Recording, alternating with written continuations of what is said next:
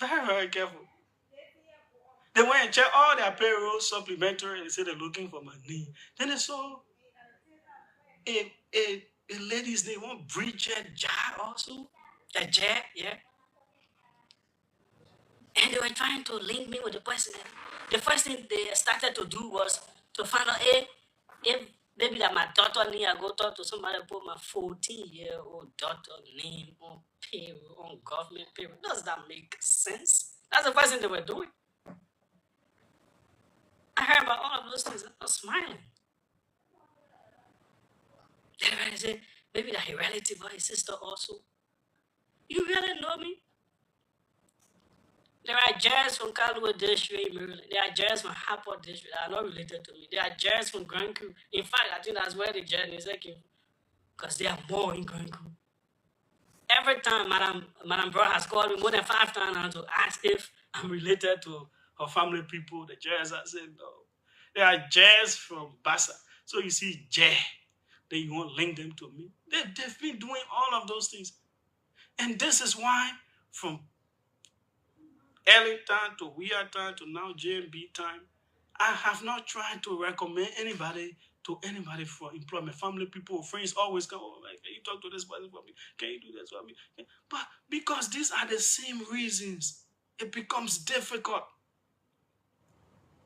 Because if the person accepts that problem, they do problem tomorrow, they cause trouble, I will not be able to talk about it.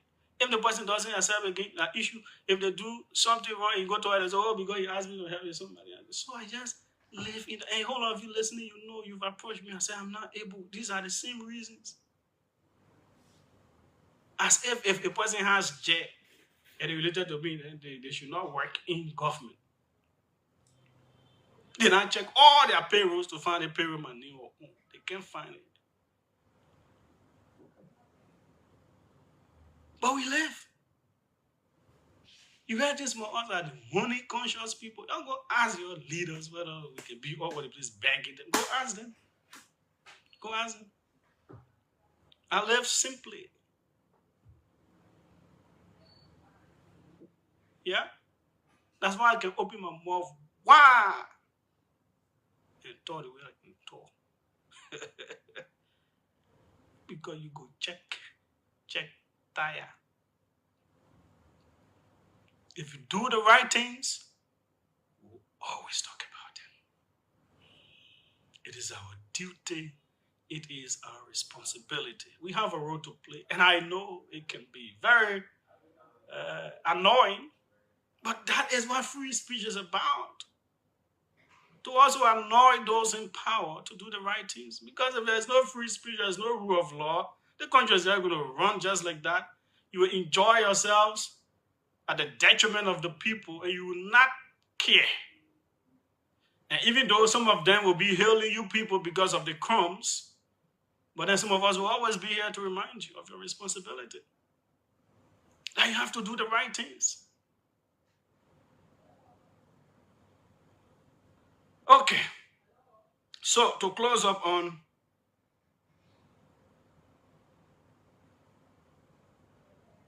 this issue, the U.S. Embassy issued a statement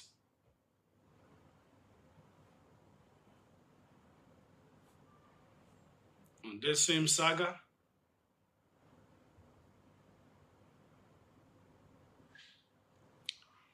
It says the United States Embassy is monitoring the current situation on Capitol Hill.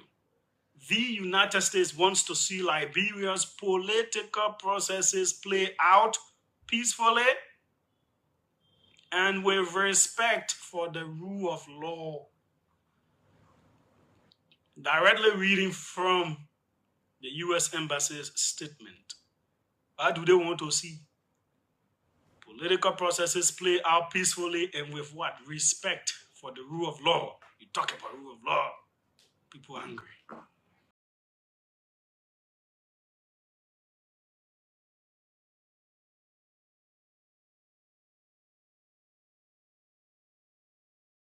Liberians expect their leaders to uphold democracy and its practices, to include one that allows for open and transparent political processes and peaceful debate. We urge all parties to maintain peace. It is important that leaders show unity. The effects of violence? Nobody. We strongly urge both sides to reach compromise so the important work of the legislature can continue for the Liberian people. Am I the one who wrote it? Am I the one? No. To reach compromise. Wasn't that some of the things I was saying?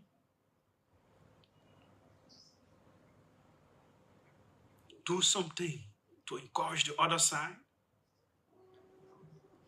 No, compromise doesn't mean you should disregard rule of law. It means give and take. Okay, yeah, this is it. We can do this, we can give this one. So I gave this one, gave this one. So to end it. Because every misunderstanding, there will always be misunderstanding. Man, woman, you can have misunderstanding. So there will always be misunderstanding. But every misunderstanding is not settled by misunderstanding. It is always settled by some kind of negotiation, some kind of arrangement. Maintaining a democracy is never easy, and there will certainly be tough times. But the key is learning from the missteps and remaining steadfast in knowing there is no place nor benefit to resort to violence. We remain confident that whatever differences political parties and individual politicians may have, they can come together to address them through direct and peaceful engagement for the good of the nation. What is bad in this? Nothing. It's encouraging our leaders to do the right things. They are our leaders not because they are better than us, not because they have different blood running in them. It is because we decided, say, at this point in time, you should be our representative, you should be our senator, you should be our president, you should be our vice president from among us.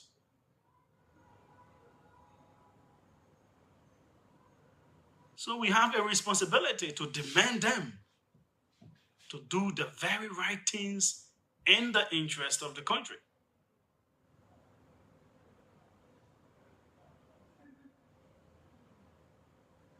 I saw a publication from Page Africa. I think the chief justice, I think her daughter was opening a place, and the vice president was there to do the opening at the weekend. Well, that picture doesn't look so good, especially with what he had to say on last night, and with the case still being in court because one side has gone to seek a bill of information with the executive's support of the other side. Those things can be questionable. There can be a whole lot of things to say about that. Sometimes the optics, there may not be anything wrong happening, but the optics sometimes do not look very good.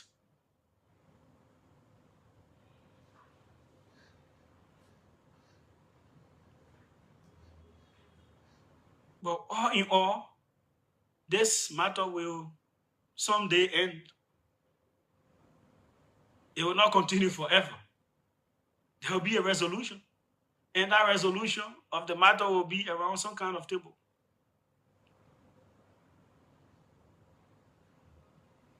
In respect as well to the rule of law. Okay. Before we come to you, we have something important to go through. So also, Liberia has taken charge of the fisheries governance bodies, and we were there at the weekend. The president was there to deliver the keynote address. I think we've really been doing well over the past 6 years of the president in the areas of fisheries, and that we've taken the leadership in the sub-region, and also looking at the different collaborations, the different interactions with different partners, both multilateral and bilateral partners, whether it is Morocco, whether it is Egypt, whether it is the EU and all these partners interested in our fisheries sector, that the country benefits from it better.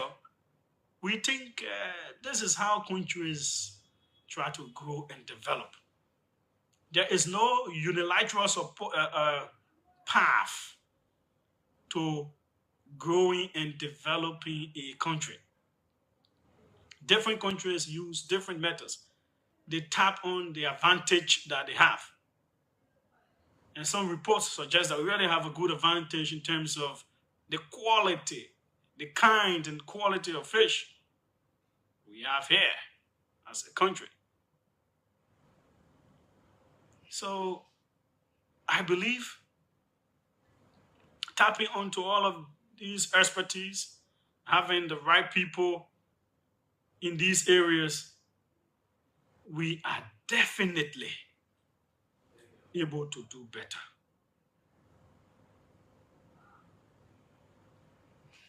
So thanks to Madam Glasgow and her team at NAFA.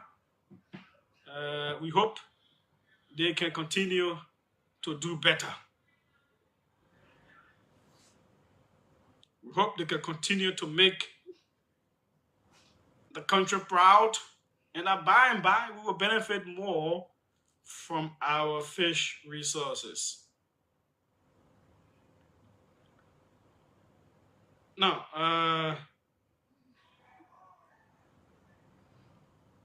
okay, let's go to the CBL. The CBL is an important place to me.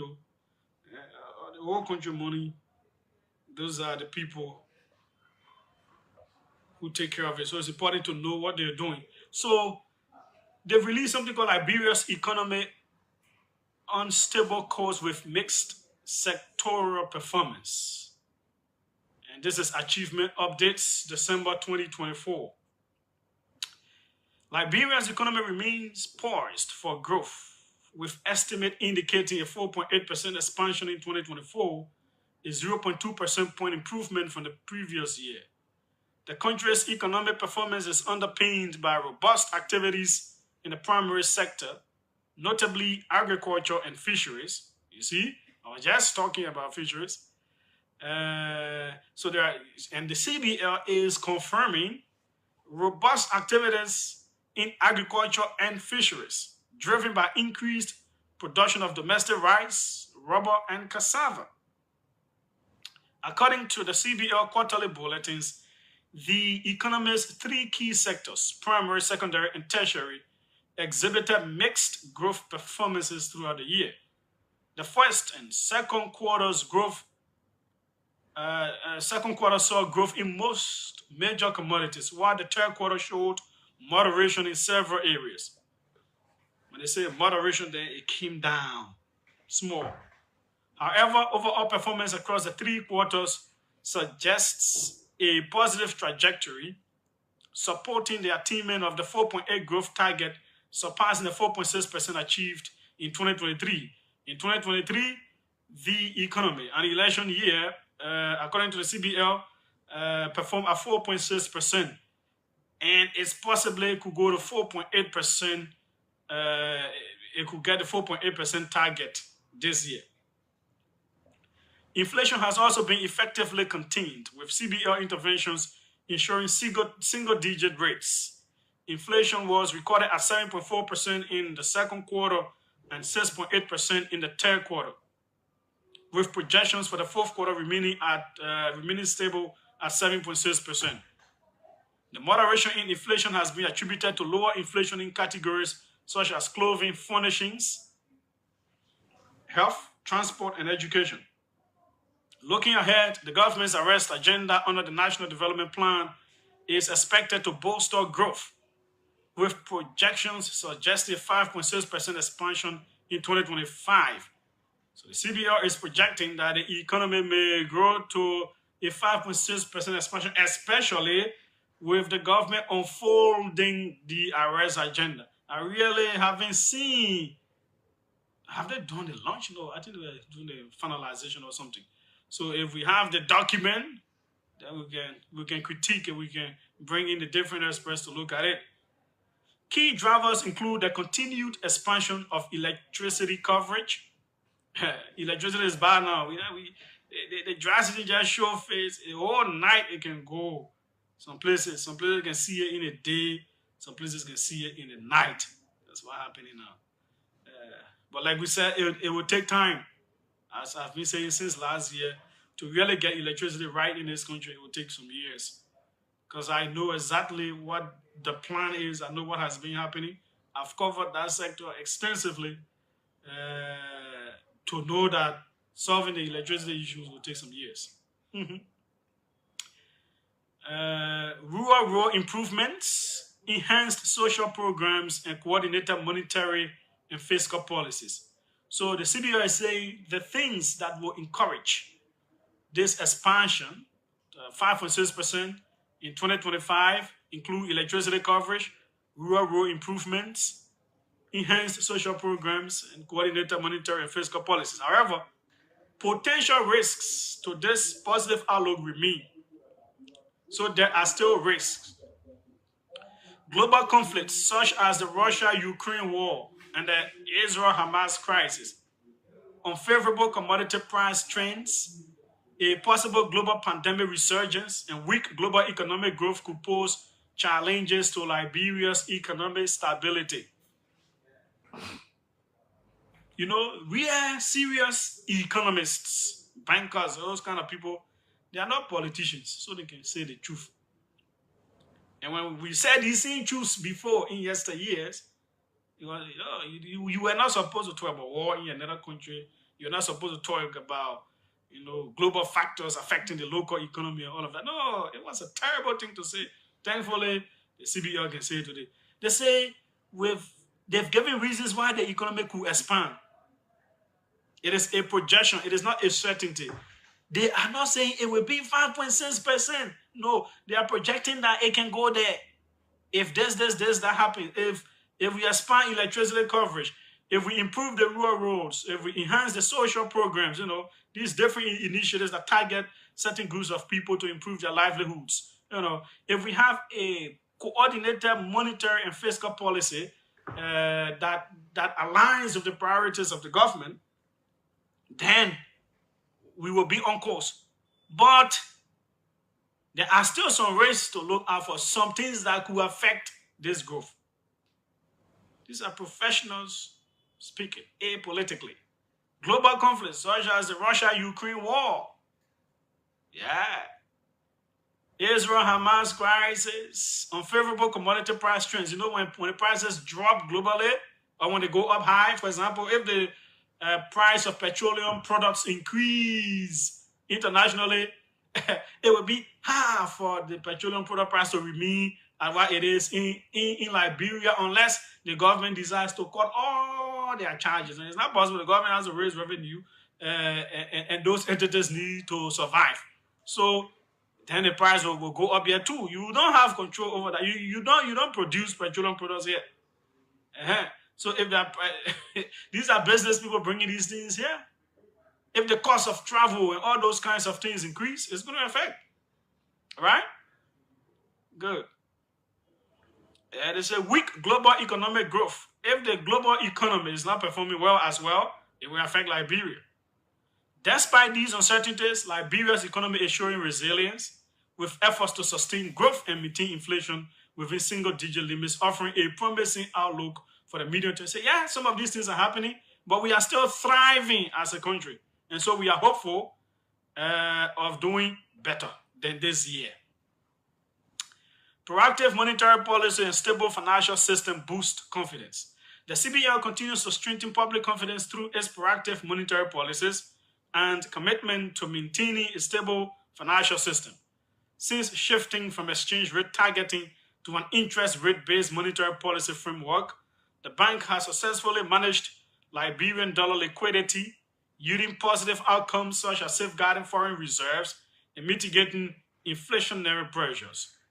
In a significant move to sustain economic stability, the CBL Monetary Policy Committee adjusted the policy rate from 20% in the first and second quarters of 2024 to 17.5% in the third quarter and 17% in the fourth quarter. These adjustments have further helped stabilize the Liberian dollar and bolstered trust in the domestic currency. Recent trends show an increased use of the Liberian dollar in business transactions, reflecting growing public confidence in the CBL's monetary policy strategies. Move on to the next point, supporting private sector growth. Very important to me. The CBL's policies are also deepening financial intermediation and supporting private sector growth. By October 2024, credit to the private sector rose to 11% of GDP, driven by credit allocations to various sectors. Loans and advances are mainly concentrated in 5 sectors: trade, 28.6%, personal, 16.6%, service, 15.1%, oil and gas, 8.3%, and construction, 6.8% of total loans and advances.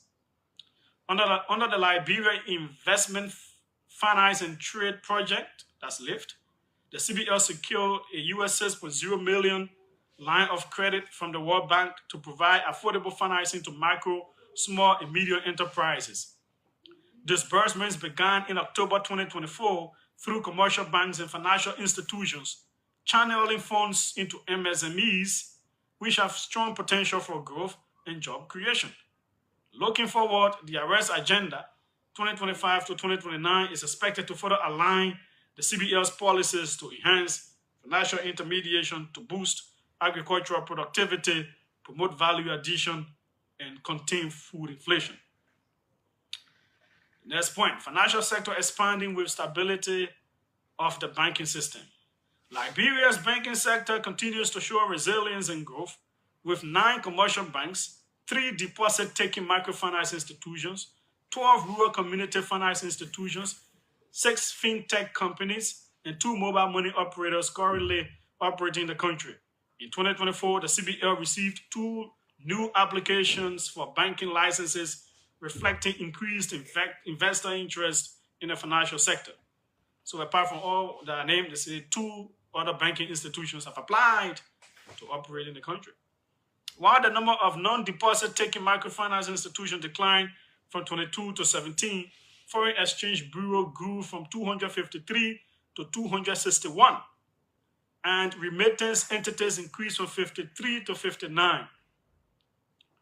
The CBL also issued 2 final licenses and 5 provisional licenses to non-bank microfinance entities, while revoking 7 licenses for non-compliance with the Financial Institutions Act of 1999.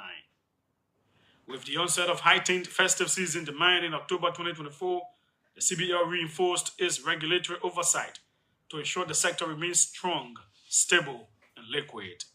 Despite challenges such as high non-performing loans, the CBL's quarterly bulletins indicate that banks remain profitable and complying with capital adequacy and liquidity ratios. As of the end of October 2024, total, that is the amount in USD converted into Liberian dollar and added to the Liberian dollar deposit. Deposits in the banking system exceeded 200 billion Liberian dollars, and profit after tax stood at an estimated 7 billion Liberian dollars. So, understand now, they say $200 billion in the country. They say, as at the end of October, the amount in USD, we compare it to Liberian dollars. The total deposit in the banking system exceeded 200 billion Liberian dollars. I mean that 200 billion Liberian dollars in the bank, that the USD portion of it, that in the bank, if you change it to Liberian dollars, because I know people, they say, I know we sort of kind of 40 billion, but they get more than 200 billion now in the country of Liberian dollar. Where they take it from? No.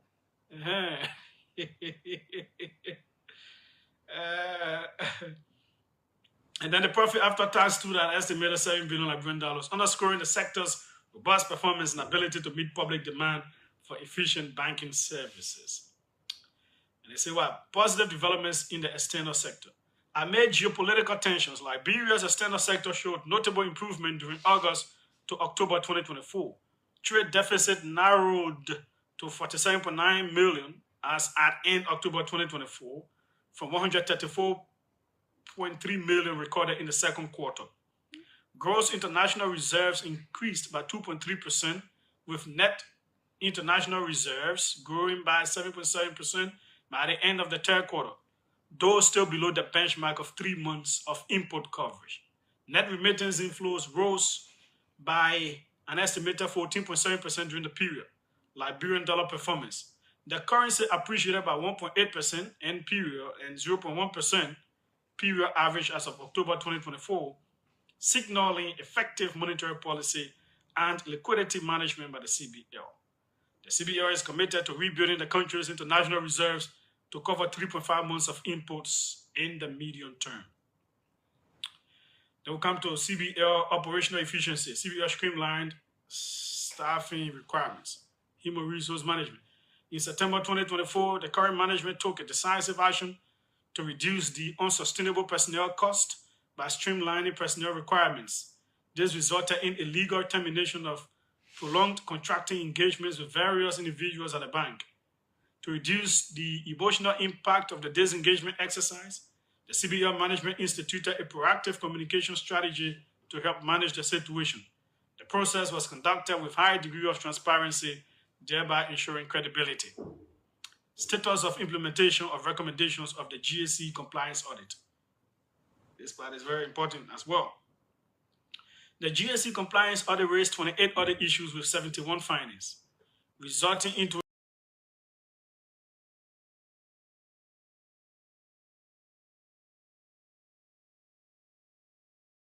a total of 117 audit recommendations. As of the end of October 2024, 55% of the audit recommendations have been implemented and resolved. We come to some immediate policy actions taken.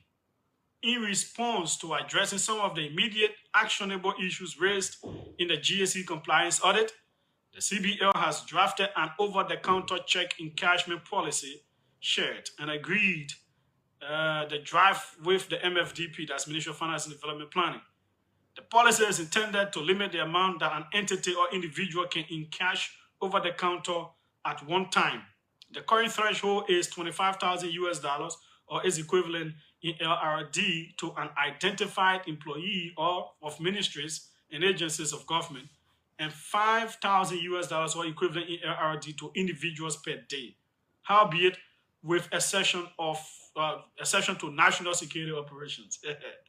National security operations. There will be no cashing of multiple checks over the counters by any individual on a single day. The CBL has signed a service level agreement with the MFDP outlining the various services carried out by the CBL for the government. The finalized policy will be transmitted to the MFDP for distribution with the embassies. Defaulted staff loan. The CBL management has commissioned an exercise to review all loans granted to both current and staff that are no longer in the employs of the CBL. The exercise is intended to determine the amount that could be recoverable using remedial actions for those granted to staff who are no longer in the employs of the bank and for which there are no collaterals. Management has resolved to write off those facilities, taking steps to combat fraud. In August 2024, the new management encountered a fraud incident that would have deprived the government of US $961,777.15. Wow. Perpetuated through collusion by 3 staff members. As part of initial efforts to curb reoccurrence of the incident, the CBL has developed a policy on transaction thresholds to set limits for various users of the system for full implementation. Management has commissioned a full system audit, which is currently ongoing. So 3 human beings wanted to steal what? Almost $1 billion US. People brave. Okay.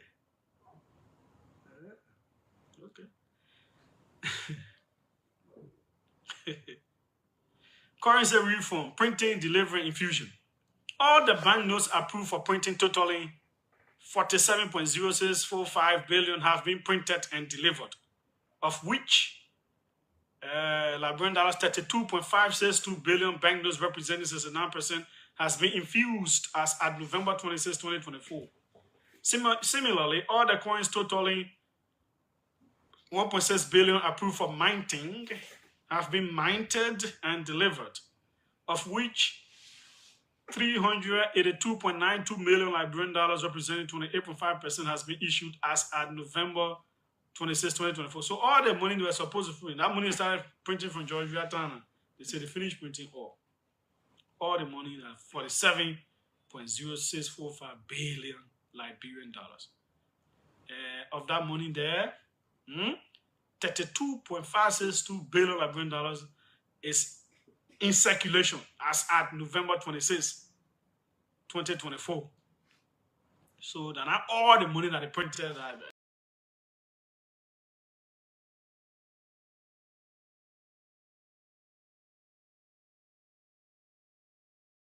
passing around. No.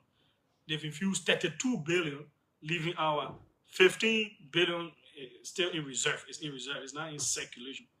They're not putting us out for put you say country money bill. They can just put all us out. That's how they can do country money bill. Small different ways they can put it us out. That's how they put it. Okay. Medium-term direction for the bank. The current CBL management is far advanced in the development of a 5-year strategic plan, which is expected to be aligned with the National Development Plan.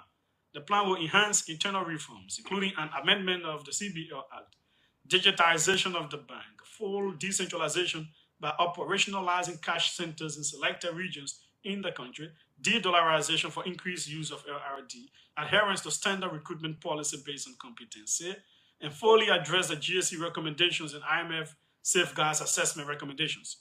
In addition, the CBL is anticipated to amend and restate the New Financial Institution Act of 1999, which is now before the National Legislature for ratification, with the aim of enhancing the regulatory framework for licensing, supervision, and resolution of banks and financial institutions, and the creation of a deposit insurance scheme. The final part is the CBL overall evaluation assessment. The CBL has been instrumental in maintaining economic stability in 2024 through effective monetary policies and strong regulatory oversight. Its interest rate-based monetary policy has enhanced liquidity management, curbed inflation to single-digit levels, and stabilized the Liberian dollar. Adjustments to the monetary policy rate from 20% to 17% further solidified public trust and demonstrated the bank's responsiveness to changing economic conditions. In the banking sector, the CBL ensured stability and profitability despite high non-performing loans. Total deposits exceeded 200 billion Liberian dollars by October 2024, and post-tax profits in the banking system stood at 7 billion Liberian dollars, reflecting resilience in the financial system. Efforts to promote financial inclusion, such as the US $6 million World Bank credit line for MSMEs, and reforms in licensing and compliance have strengthened the sector and boosted private sector growth. Amid global geopolitical challenges, the CBL's management of the external sector has been commendable. The trade deficit narrowed, remittance inflows increased by 14.7%, and the Liberian dollar appreciated slightly, supported by effective monetary policies. However, international reserves remain below the benchmark for input coverage, highlighting the need for further progress in this area. Overall, the CBL has demonstrated strong performance in stabilizing the economy and fostering growth. Operationally, the CBL has taken decisive actions to reduce the unsustainable personnel cost, resolve countable audit recommendations, and managed the currency reform with the aim of enhancing operational efficiency. That is the end of the statement. And that is fair enough.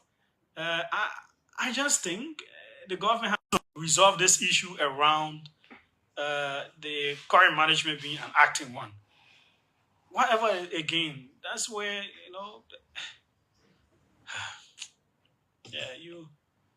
as good as these people may be, that clown of acting,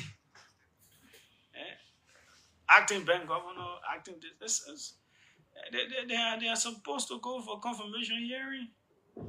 So if these are the people the president wants to deal with, and there is a law that has an issue, and there are investigations about the previous management and all those kinds of things. How do you speed those things up to regularize their stay there?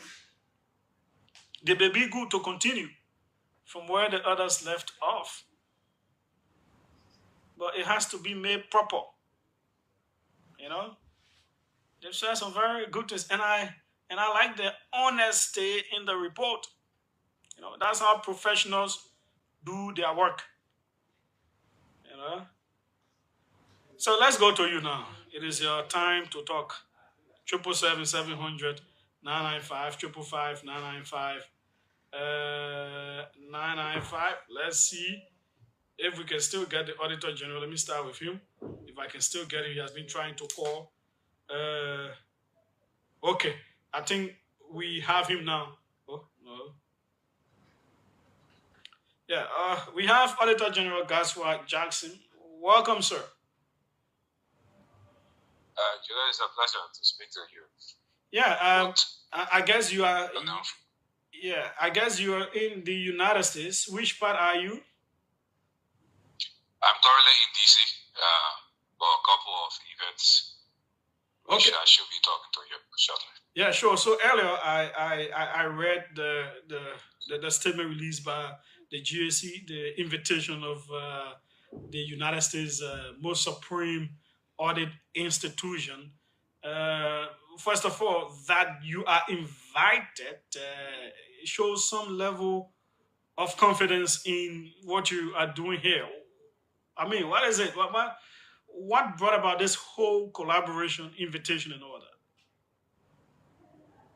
So, thank you very much. As you put it, we are extremely excited to have been invited to Washington, D.C. to sign a very historic and inaugural memorandum of understanding with what we call the gold standard of supreme audit institutions, very renowned for providing quality capacity building initiatives in the International Organization of Supreme Audit Institutions community, and for the very prominent role they play in the UTOSA community as well. So this is a journey that we're giving rise to the U.S. Government Accountability Office, firstly following our work at different presentations that have made at these Supreme Audit Institution gathering, both at the English-speaking level and on the continental level as well. After I did one of those presentations, I was approached by the Director of International Relations of the U.S. Government Accountability Office. He wanted to connect me directly with the Controller General. He arranged a Zoom call. A Zoom call was subsequently arranged, and we started the initial discussions surrounding collaboration activities. The Controller General, Honorable Jean Dodaro, was very interested in the independent status of our work and what kind of progress had been made, particularly since he spoke to my predecessor somewhere around 2013. Okay. Hello? Yeah, you can go ahead. Yes, yeah. hearing you. So after the initial discussion, I was based on the very telling revelation I told him about the progress of the work we were making in Liberia and the growth that we are experiencing our independent status. I was invited to Romania at the Intosat Donor Conference, where I made a presentation that not only impressed the Intosat leadership, but also some of the very key players at the U.S. Government Accountability Office, including the Controller General. So we started this discussion around a possible memorandum of understanding that have given birth to us being invited here in Washington. Now, it's important to note that this capacity building initiative is going to allow us at the General Auditing Commission to benefit from several top quality audit trainings, including several audit trainings initiated through the U.S. Government Accountability Office of Center of Audit Excellence, as well as one auditor leaving the GAC every year coming to Washington to benefit from this highly prestigious international auditor fellowship program that have produced some of the very best and prominent auditors in Africa, including the current Auditor General of Kenya as well. That will allow that individual who will be chosen to return a further beefed up capacity through trainings that will be administered in addition to what the Center of Audit Excellence will be administering. Additionally, I would like to emphasize, Julius, also, is that in addition to this capacity building initiative, the fact that the U.S. has keenly followed our work, the fact that activities leading towards the signing of this memorandum of understanding meant that the validation of our work was secured through the U.S. State Department. There was confirmation made at the level of the U.S. Embassy in Liberia, showcases, I think, where the GAC is in terms of the credibility of the institution. Well, on that, on that, the 2024 fiscal report, the State Department's fiscal report, showed some concerns about the independence of the GAC, even though that report is about January 2023 to December 2023. What have you done so far to ensure that your independence as a GAC becomes more secured? I have clarified this discussion of independence on several platforms.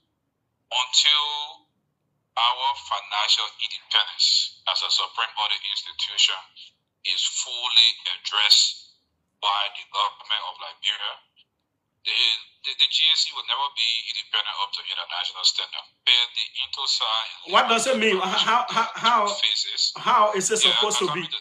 Yeah. I'm coming to that. There are two phases of supreme audit institution independence. One, of course, has to do with operational independence. The other is financial independence. We have achieved both on paper through the passage of the General Auditing Commission Act in 2014. So, for example, we are one of the very few supreme audit institutions that report to Parliament. The Auditor General can decide the scope, the timing of his report he issued. I can hire and fire my own staff. I have an audit follow-up function to follow up on the implementation of audit recommendation. And then I can even publish my report, even if Parliament has not held public hearings on my report. We are one of the very few supreme audit institutions in Africa to have those operational independent leverages in place. But until the aspect of financial independence, which is clearly spelled out in our act, that says that when the budget process starts, the Auditor General should submit a budget to Parliament. That budget should be reviewed by Parliament and approved exclusively by Parliament, and the Ministry of Finance should make disbursement against that budget within 2/4 in the year.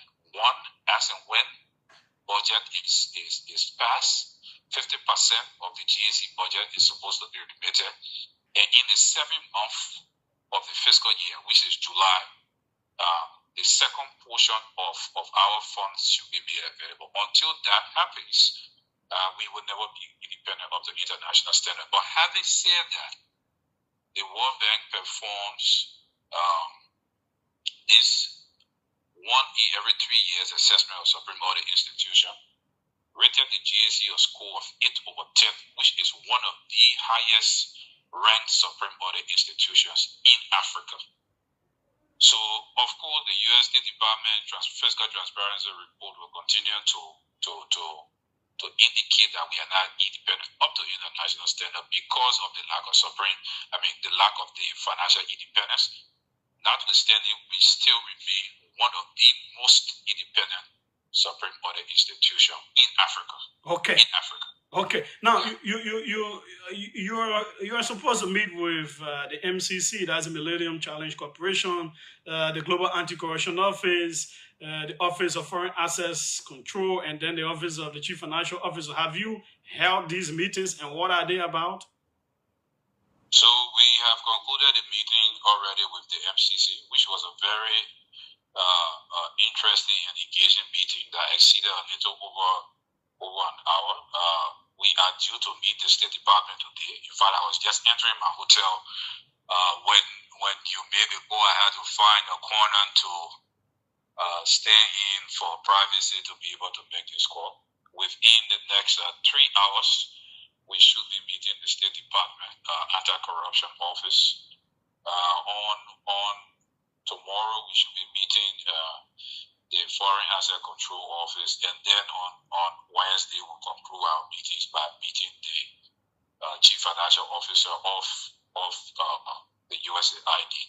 Now, these meetings were arranged by our counterpart for the purpose of forming collaboration with these institutions, because it is of no surprise that the U.S. government is very interested in enhancing transparency and accountability all around the world. And Liberia remains a critical partner to America.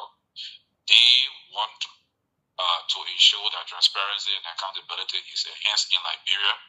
They want that some of these information that are placed in reports that are performed either by State Department or other institutions are being validated by some of the very credible local partners. And we have been identified among one of those credible local partners. So I can disclose all of the details of this meeting, most of which we have not held in any case.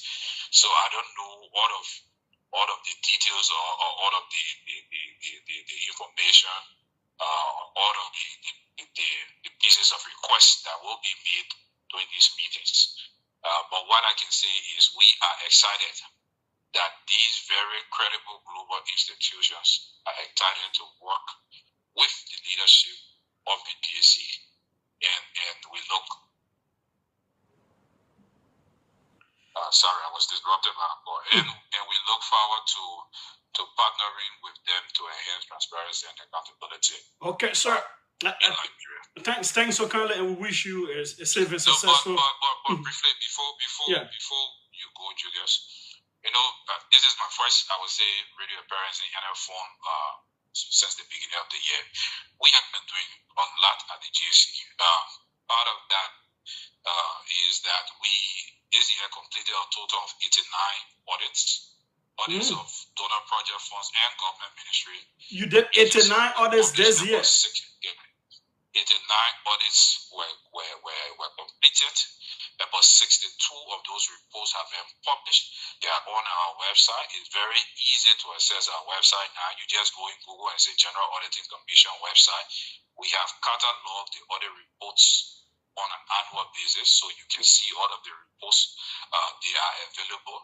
The remaining number of audits will be published gradually between the phases of January to March or April of next year, because completing the audit also means sending the draft report to the auditees for responses. The auditees, after respond, I myself as Auditor General have to put in a final comment. And then we do an exit conference, which I like to attend most of these exit conferences to make presentations at. And then we close up the audit process before publishing the report. So we will be publishing these reports during the early stages of next year. In addition to that, we were able to organize a unit called Follow Up on the Implementation of Audit Recommendation and fully operationalize that unit. This year, we were able to produce the Auditor General fresh report on following up on the implementation of audit recommendation. The unit is very critical because it provides that technical capacity support in aiding auditees expedite the implementation of audit recommendation. But it also provides that platform where we are able to monitor and evaluate the implementation of the Auditor General recommendation. So those are a couple of key things we also did. On a personal note for myself this year too, I also feel it was a very good year for myself as a professional. My colleagues at AfroSci elected me to represent them on the African Organization of Supreme Audit Institution governing board. I mean, for somebody who has been Auditor General for 3 years, I have colleagues who have been AGs for between 7 to 50 years, but they have seen trust in me to represent them at that very high level. They also trusted me to make major presentations for them at different platforms, one of which just about a week ago I was in Tripoli making a major presentation on the order of grants and financial aids as well. I got a recognition by one of the most prominent magazines in the United Kingdom, renowned for promoting African achievements, as one of the top 25 champions of public accountability in Africa as well. And the Front Page Africa just a couple of days ago rated the GAC with an A marked.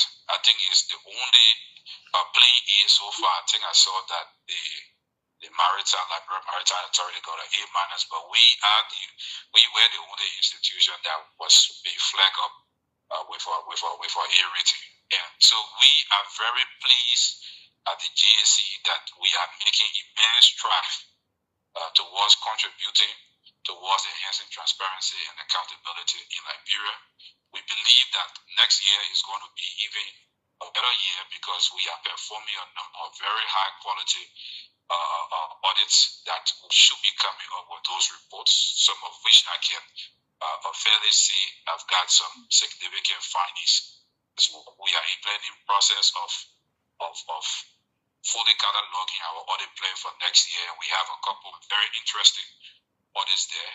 All of these are tailored towards ensuring that we enhance transparency and accountability so that resources intended for the people should be used for the people so that the people can benefit from these resources. Talking about all of these audits, do we hope to see in 2025 audit of the legislature? What has been stopping it? Why hasn't it happened?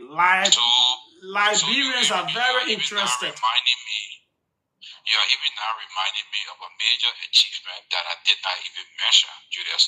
This year, we had an inaugural audit of the Ministry of State and the Office of the President, including the Executive Protection Agency. It was the first time that the GAC was able to perform an audit at the Ministry of State. This was also the first time that the General Auditing Commission performed an audit at the judiciary, which includes the office of the Chief Justice. It was also the first time that the Liberian Senate also got audited. All of these audits, which were system audits, were intended to assess the system to see whether there were relevant controls in place to what about the House? Transparency and accountability at these institutions. So when you talk about the legislature is not only the House. The legislature has two houses. Yeah. The House, which has been audited, and of course, we are engaging major parties. No, but what we perform this audit. What we understand about the Senate's audit is a systems audit and not a full financial audit, right? So if you look at the findings in the report, some of the findings are just as good as a full-scale financial statement audit. The only thing, of course, we have several kinds of assurances we give for different kinds of report. A system audit, of course, we give a limited assurance, compared to maybe a full-scale financial statement audit where we give a better level of assurance. But it's still an audit. And for some of these institutions that have never been audited before, Julius, it makes more sense to perform the system audit rather than the full-scale financial statement audit, because these institutions are not even preparing financial statements. Most of them in the first place, they do not have the requisite foundation for the performance of a full-scale financial statement audit. So it only makes a lot of logic to introduce the system audit, which will still highlight major findings, but then give rise to the construction of the relevant financial infrastructure to be able to subsequently perform full-scale audit. Good. Now, what about the House? Why hasn't that system audit been done at the House? So we sent an audit engagement letter to the House of representative. We were in the process of starting the audit, of course. I think we all know that there has been a crisis at the lower house. The crisis at the lower house, in my mind, is a major contributing factor that has affected the ongoing audit. But hopefully, sooner rather than later, as soon as the crisis at the house is being fully settled, we look forward to engaging the relevant authorities so that we can be able to perform this audit. I think transparency and accountability should cut across for everybody else and not just a selective few in the executive. We at the General Auditing Commission ensure that we get audited every year. We are currently being audited by the Sierra Leone National Audit Office. I want to ensure that my 2024 audit commences as early as March to April of next year. So transparency and accountability should cut across the board. It should not be for a selective few. And all of us who have come to government to contribute to the well-being of our people should embrace all of these exercises that will strengthen the improvement in the lives of our people and our government system. Auditor General Gaswa Jassy, thanks so kindly for taking our call and providing. I'm sorry that I was just walking in when you called me, so it may have taken me some time to, fully address the call. But it's always a pleasure talking to you. Hopefully, we can look forward in the future to arrange a more organized platform so that we can continue to talk about what we do. And I want to say thanks also to you, Julius, because you're one of those journalists in the country who take serious interest in the work that we do. I hear you a couple of times reading our reports verbatim on the radio, analyzing the issues. You call periodically to get understanding of these. I hope more journalists can be interested as you are. And thank you guys at OKFM for all you do. Okay. We help them in the promotion of our work. Thanks. Thanks so kindly. That's Auditor General Gaswa Jackson. You listen, right? Very interesting. Hey, very interesting takeaways. Yeah. Okay. 777-700-995-555. A slew of issues. A whole lot of issues we're talking about. Anyone you want to talk about? Yeah, it's up to you. 777-700-995-555-995-995. The numbers to call, and you will be through to the OK conversation on OKFM 99.5. Let's talk to Janje Bakbe. Let's see if we can get Janje Bakbe quickly. Our guest is on his way. He'll soon be here. Let's take your calls. Yeah. Okay. So we can get him. Welcome. Let's hear you. Thank you, Julius. How you doing? I'm fine. Go ahead. Been a long time. This is Winston Larry from Mama Point. Go ahead, Winston. Thank you. Julius, I like the interview, and the issue about the house, I told people, when you say they will not believe it, you did the first thing because to remove Flatty. The major issue about the whole part is about the college. Some of them that live on the house are extend, to the Senate, including the leadership of the Senate. These are people are fighting. So that whole part about how the farm of Flatty go contrary, they're doing it because some of them will be exposed.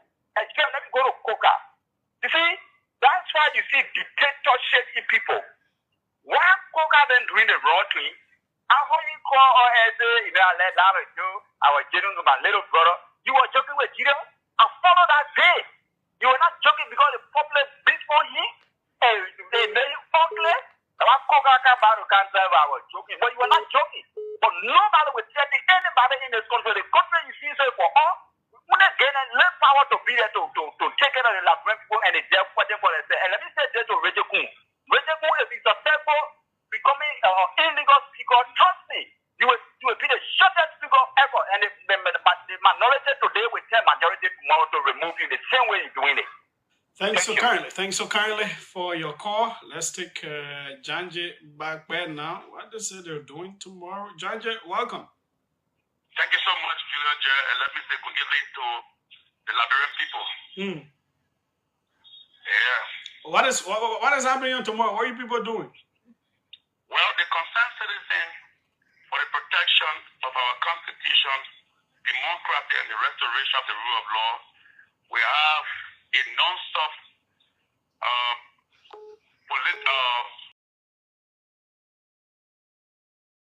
action at the Capitol building EM.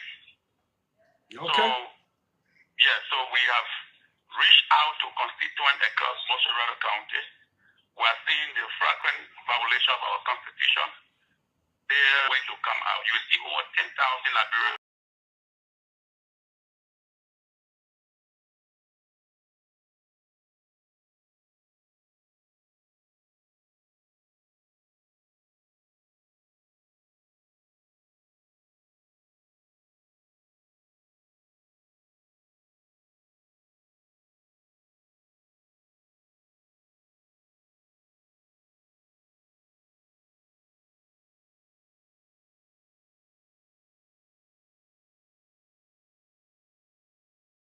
To petition the lawmaker on the situation of what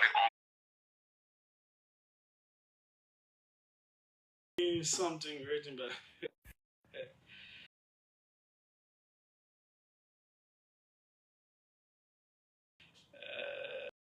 something written by somebody in some group.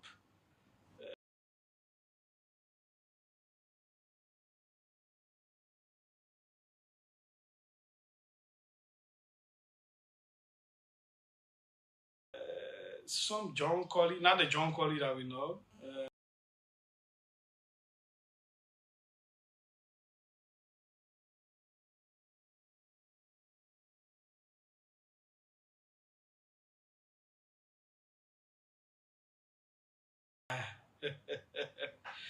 Okay, let's take more calls.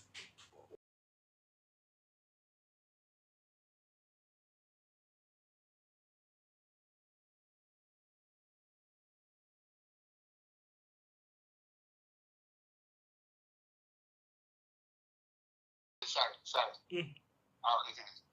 I call you from rehab, and thank you for the opportunity. Well, Julius, you spoke about a few issues. One, and I do agree with you that the politics should be about issues. 100%, I agree with you. And these are conversations that we have had before, you and myself.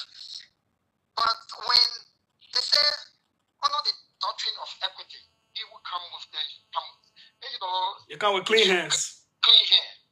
And when you criticize other people, especially President Weah, one of the major campaigns, one of the major statements that were used by Mr. Boakai and the Unity Party was the fact that President Weah was commuting from one place to another on a private jet. And Liberian people bought into it. It was not a bad thing because they were talking about in the difficulty, in this hardship, why should the president be going around with private jet? Now, you got the opportunity to come and correct in your statement the wrong that President Weah did. But you even doing worse than him in terms of, governance, in terms of, putting food on the table of the Liberian people and every other thing. So you don't expect people to not raise this concern, Julius. No, I didn't say people should not raise it, but as someone who before also said, given the conditions, it will not be wrong for a Liberian president to travel within Africa on a private jet. I said that before, so I'm making the same argument that I made before. So, Julius, you as a journalist, you have the right to say that. And Mr. Boakai, they fought with you as the opposition leader. They fought with you very strongly to show to the people's deputies that the way and form that you guys are conducting yourself is a step that has the proclivity to derail the king that have been laid. They are carrying on actions that has we will take actions to continuously remind them. Okay. We will take actions to continuously remind them. Okay. That their actions that they are carrying on is purely unconstitutional. Thanks so kind. Do not allow anybody or any single lawmaker to push out the law of the land. Thanks so kindly. Thanks so kindly for your call. Let's go international. Frank Gibson, you've been. Please give my lose that number some chance. There, Frank Gibson. Frank Gibson, welcome. Frank. Good afternoon, Julius. Frank Gibson. I call from Paris. Go ahead, Frank. As you know, President Obama started traveling with